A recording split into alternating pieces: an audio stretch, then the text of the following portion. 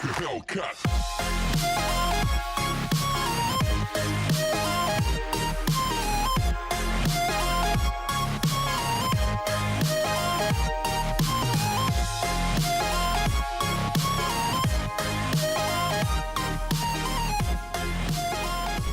Welcome back to another episode of War Thunder, and today I'll be rebooting an old series of mine, the Grumman Cat House.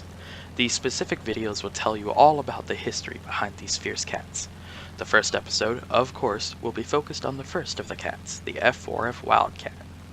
I'll go over the history and design of the aircraft, as well as some of the places the F4F fought in, as well as some pilots who flew the plane.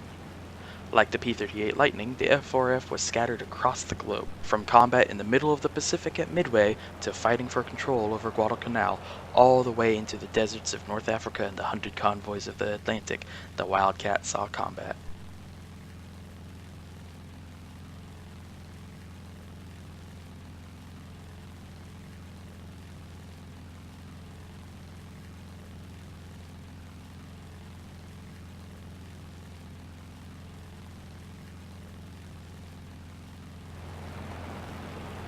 The Wildcat was originally designed to be a single-seat biplane fighter back in March of 1936.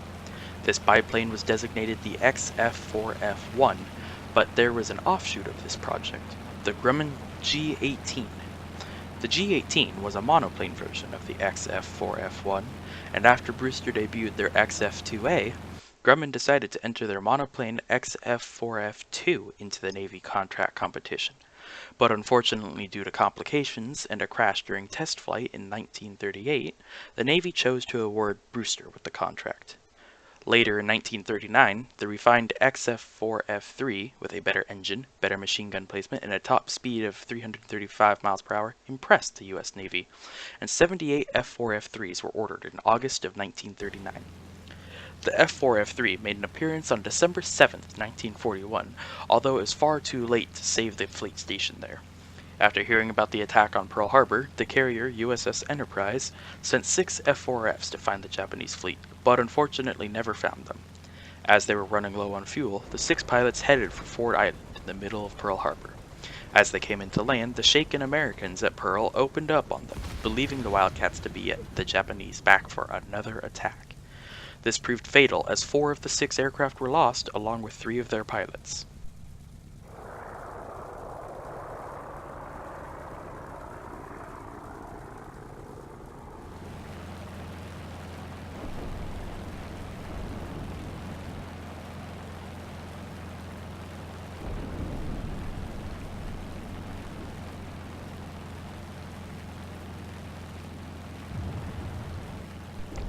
The Dash 3, as Leroy Grumman called it, had a licensed undercarriage system designed by Grover Loening, with whom Grumman worked for when Leroy Grumman was an employee at Loening Aeronautical Engineering Corporation.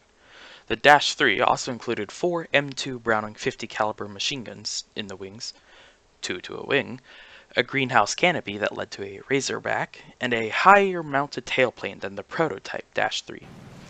The later traits gave the Wildcat rather poor visibility from the pilot's rear, but with the F4F4 modification, armor was added to protect the pilot from rear attacks.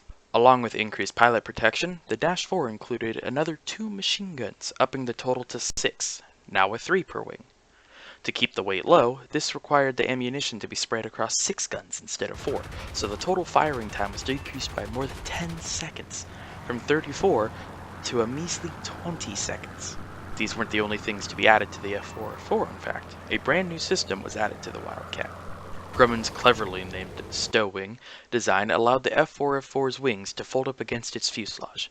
Pilots did not like the Dash 4's increased weight because of the pilot armor and Sto-Wing system, not to mention the drastically reduced firing time, but the top Navy officials loved the plane because it meant they could fit 5 F4F4s in the space that 2 Dash 3s would normally take.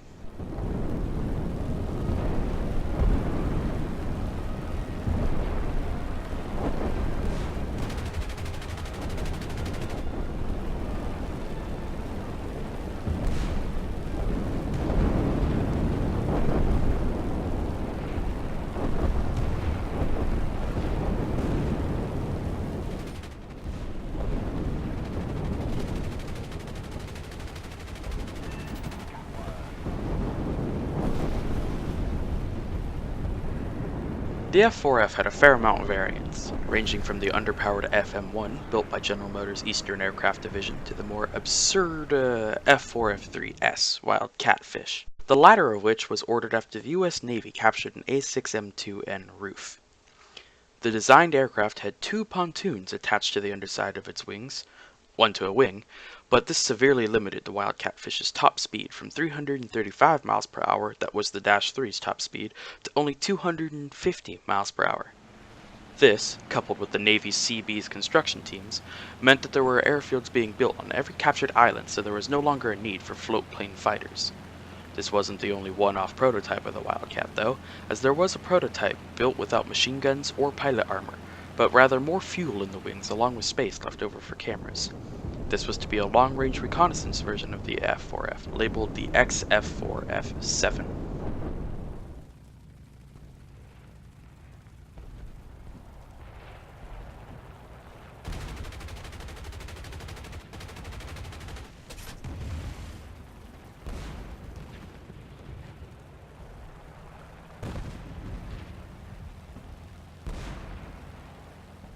The F4F Wildcat saw combat with the Americans and British forces throughout the world.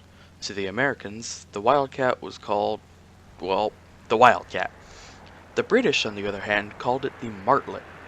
The Martlet takes the title of being the first US-built aircraft in British service to shoot down an enemy aircraft when two Martlet Mark I's engaged a Ju-88 near Scapa Flow, Scotland, in 1940. The Martlet, being a carrier plane by design, was also used for defending convoys in the Battle of the Atlantic. On September 20th, 1941, a Martlet Mark II from HMS Audacity engaged and shot down a Sol Focke-Wulf 200 Condor. This gave the Wildcat another title, the first air kill by a British carrier-based aircraft. Back to the American F4Fs though. The Wildcat took part in every conceivable battle during the Pacific, from day one at Wake Island on December 8, 1941, up until the surrender of the Japanese in September of 1945.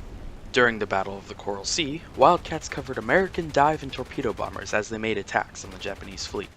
For the Guadalcanal campaign, Wildcats became part of the Cactus Air Force, the Marine Corps' unofficial name for the squadron stationed on Henderson Field on the island of Guadalcanal.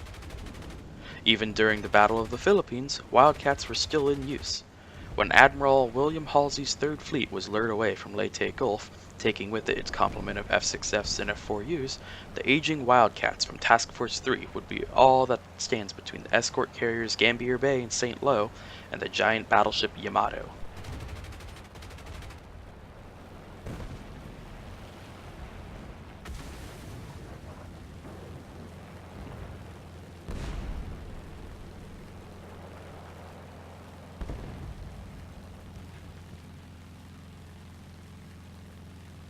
Two of the most notable people that flew the F4F for the US Navy were pilots John Thatch and Edward Butch O'Hare, of Fighting Squadron 3 off the USS Lexington.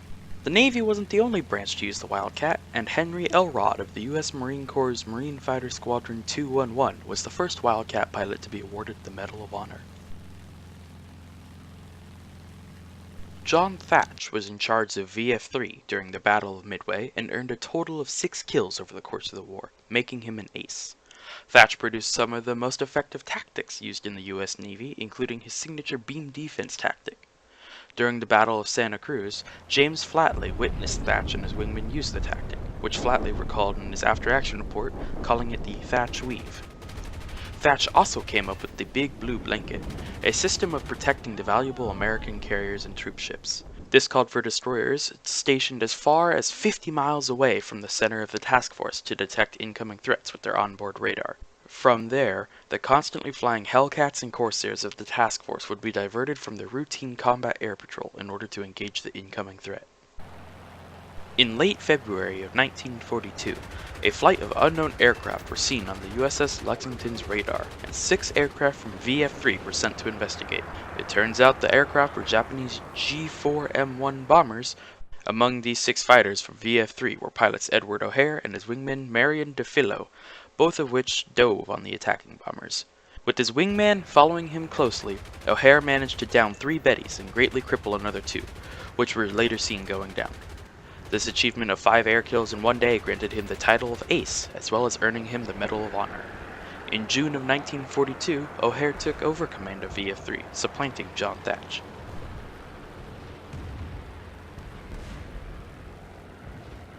Henry T. Elrod was another famous F4F pilot who is credited as being the first man to sink an enemy warship with small caliber bombs. Elrod and 11 other pilots, plus ground crew from Marine Fighter Squadron 211, were shipped to Wake Island on December 4, 1941. On December 8, the Japanese attacked, and Elrod was the only pilot on Wake to get airborne. From there, he single-handedly attacked a formation of 22 enemy planes and shot down 2 of them. After this, he then conducted multiple strafing and bombing runs with his F4F. One such bombing run hit the stern of Japanese destroyer Kisaragi, causing the depth charges to explode, sinking the ship. On December 23, 1941, out of aircraft, Elrod defended Wake Island from the ground, where he ultimately succumbed to enemy fire. For all of this, he was awarded the Medal of Honor posthumously.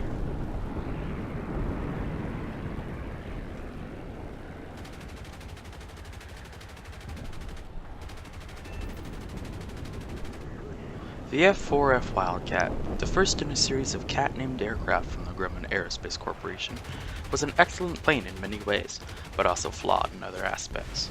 It was no match in maneuverability for the Zero unless working in a team, and its armament being comparable to the Zero's is debatable, but the pilots of the US Navy and the Marine Corps made the aircraft work.